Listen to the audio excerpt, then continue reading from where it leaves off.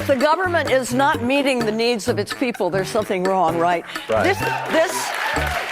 We're seeing things happen that have never happened before. This isn't like it was in the 40s and 50s. This is authoritarianism has made its way into every single nook and cranny of our government. They are kidnapping people. They are illegally deporting American citizens. Going into American citizens' homes without a warrant. Minneapolis, where they shot Miss Good. They're shooting people. They're blinding people. All kinds of really, really bad things are happening. And it's not a question of right or left. I don't care what party you belong to. It's a question of right or wrong, right? And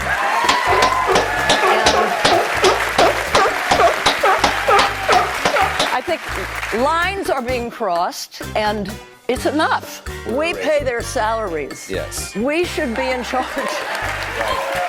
The government's enforcement of its own immigration laws, passed by duly elected legislators of both political parties, is, according to Hanoi Jane, not meeting the needs of its people. Oh, that's terrible. This would mean, of course, that her definition of its people is illegal aliens living in the United States. Look, they built the country. Bruh. And as for authoritarianism making its way into every nook and cranny of our government, as she puts it, I think she may be confusing what the Trump administration is doing with the COVID tyranny of the Biden regime. We have a pandemic among the non-vaccinated. Remember that time when millions of actual Americans were told that the jobs that they worked to feed their families were non-essential? Remember when you were told you couldn't go outside without a face diaper or enter a building without showing proof that you'd been injected with experimental medicine? We follow the science. And do you remember all the people who were fired for refusing to take the experimental medicine, only to find out later that the experimental medicine didn't live up to its billing? Safe and effective. What can I tell you? Remember when your healthcare choices became everyone else's business all of a sudden? Remember when people were arrested for going paddleboarding on the ocean? Meanwhile, Gavin Newsom dined at the French Laundry while Nancy Pelosi had her hair done in a closed salon. We're very cold-blooded. And I'm empathetic beyond words. There were many other exceptions, of course, made for those who ruled over us. That sounds a lot more like authoritarianism than anything that's going on today. They are kidnapping people. Being arrested by law enforcement officers is not a kidnapping, Jane. And as for American citizens being deported, name one. I'll wait. This is intolerable. But what about the violence being used by ICE? In America, just like anywhere else, you don't get to use violence or threats of violence to prevent the police from doing their job. If you do, the police get to use violence against you. You're learning so many important things, and I'm so proud of you. Obey the law, you'll be just fine. Now, I'm sure Colbert was thinking all this, but he just couldn't put his thoughts into words. And no wonder his show's going off the air. Just think of it. The show is supposed to be a comedy. Shouldn't there be some jokes? I guess the on-screen talent is the joke. How dare you? If Renee Good and Alex Preddy had steered clear of ICE and just let them do their job, they'd both be alive today. But instead, they attacked ICE for doing their job. But Fonda and Colbert prefer to fuel the fires of hatred by characterizing ICE as a militant death squad sent by President Trump to attack American citizens who aren't loyal to him. The streets will flow with the blood of the non-believers. But Jane did make it quite clear that as far as she's concerned, the government needs to stop enforcing immigration laws. Lines are being crossed,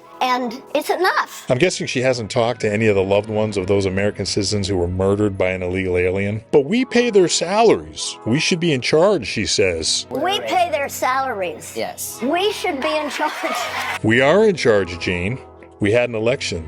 The American people voted for this. These two shitheads are the perfect representation of the worst among America's liberal elites. Their wealth and their platforms allow them to pontificate from within their protective bubbles about how the rest of us should think and live. Their ideas are terrible for America, but that doesn't matter because they can't be held responsible for their bad ideas. After all, they're just expressing their opinions by engaging in constitutionally protected speech. And if their terrible ideas are implemented, their money and privilege will isolate them from the worst of the consequences of those ideas. These liberal elites, they like to impose burdens on you. They don't want to have to face the consequences of their actions. When do you think was the last time either Fonda or Colbert sat down and talked with a normal American, someone who isn't wealthy, doesn't live behind iron gates, doesn't have private security, someone who has to think about putting food on the table while saving for retirement, someone who has to fix their junky old car because they can't afford a new one. That's how most people live.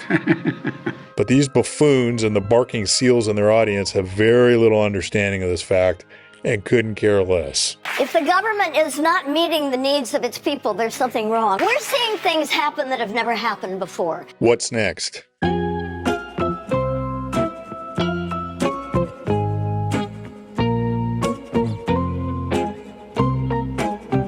What's going on in our country right now is absolutely horrific with what the federal government, Trump's government, Kristi Noem, ICE, what they're doing is really the worst of humanity. And then we also have the best of humanity for the way people are showing up for each other in community and Americans coming out to support each other and protect each other and fight against injustice. So I could not be prouder to be American right now by the way the Americans are acting. And I could not be sadder to be American right now with the way the government is behaving. So Trump and ICE represent the worst of humanity, according to Ms. Portman. She's definitely a low IQ person. Not Hitler, not Stalin, not Pol Pot or Mao, not the Chinese communists and others who still practice slavery. Trump, Kristi Noem, and ICE represent really the worst of humanity because they are deporting illegal aliens. In other words, because they are enforcing the law. The illegal aliens who have raped and murdered our fellow American citizens, taken over apartment buildings, even entire neighborhoods as they terrorized and drove out the residents, they don't rank among the worst of humanity, according to her, nor do the cynical politicians and bureaucrats who let these people into our country, thus violating their oaths of office. No. I would, in fact, make sure we immediately surge to the border. It's Trump, Kristi Noem, and ICE. Portman calls this Trump's government, but the people elected him, so it's our government. But she couldn't be more proud to be an American, she says, because of our people, despite the fact that she deplores the government of the people. That doesn't make sense. It's an utterly incoherent position, which is exactly what predominates on the left. It would be fine if she came out against the methods being used by the government to deport illegal aliens, provided she could intelligently articulate her reasoning, although for some reason I'm struggling to imagine what that might look like. Yeah. But instead, she's demonizing Americans while acclaiming the criminals being rounded up by our government and lionizing those who protect those criminals.